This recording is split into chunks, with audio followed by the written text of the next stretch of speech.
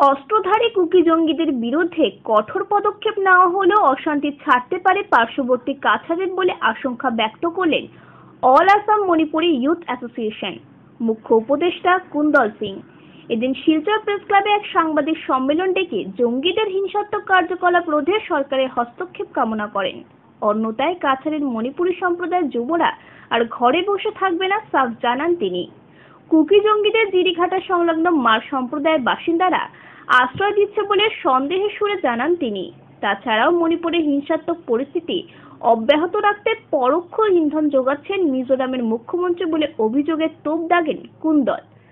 হিংসাত্মক পরিস্থিতি মণিপুরে অব্যাহত থাকলে কাছাড়ে ভয়াবহ ধর্মতান্ত্রিক আন্দোলন করে উত্তাল প্রতিবাদে নামা হবে বলে সাফ জানান অল আসাম মণিপুরী ইউথ অ্যাসোসিয়েশনের মুখ্য উপদেষ্টা কুন্দল।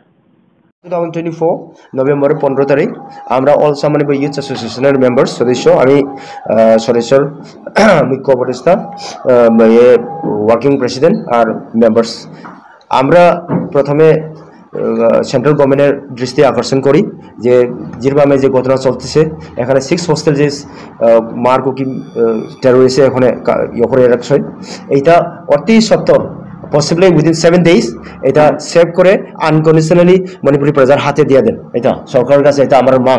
যদি ওই না এটা যদি এখানে সেন্টিমেন্ট বহুত ইয়ে হইতেছে রাইজিং হইতেছে ও ইমোশনস আমরা বাড়তেছে যদি বাড়তে বাড়তে আমরা এখানে আস্তে আস্তে সব মানে এখন মৃত্যুর বই এখন যাইব কি আমরা মন থেকে এখন তখন আমরা আকাশ পাতাল ইয়ে হইতো না তখন আমরা জান দিমু আন্দোলনের নামবো এখানে আর ওখানে আর রক্ষা হইতো না।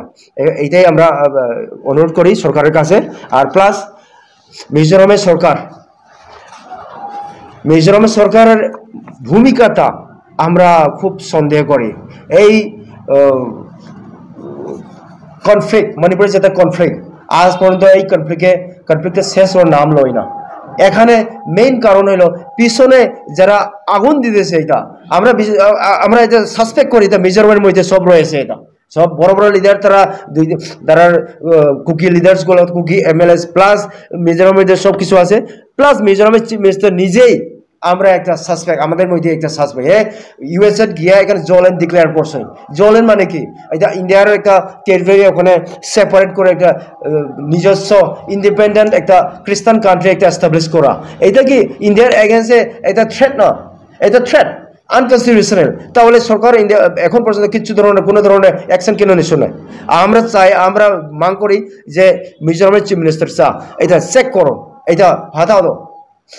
আর প্লাস আবার আমরা ইয়ে করি রিকোয়েস্ট করি যে সরকারে যদি এই জিনিসটা যদি অবহেলা করই এটা ভবিষ্যতে বরাকবেলি যেটা ঠান্ডা মেজাজে যেটা আছে এখানে প্রচুর মণিপুরি আছে এটার সেন্টিমেন্টের এখন ইয়ে হয়ে যাব এখন বরাকবেলিতে আগুন লাগি যাব। আর প্লাস এই নামগুলো আমি কইতেছি আমার মা ইউরেম্বম রানী দেবী তেলেম থৈবী দেবী তেলেম হাজাগানবি দেবী প্লাস ছোটো ছোটো বাচ্চা 3টা রয়েছে লাইশ্রম হাইতম্বি দেবী লাইশ্রম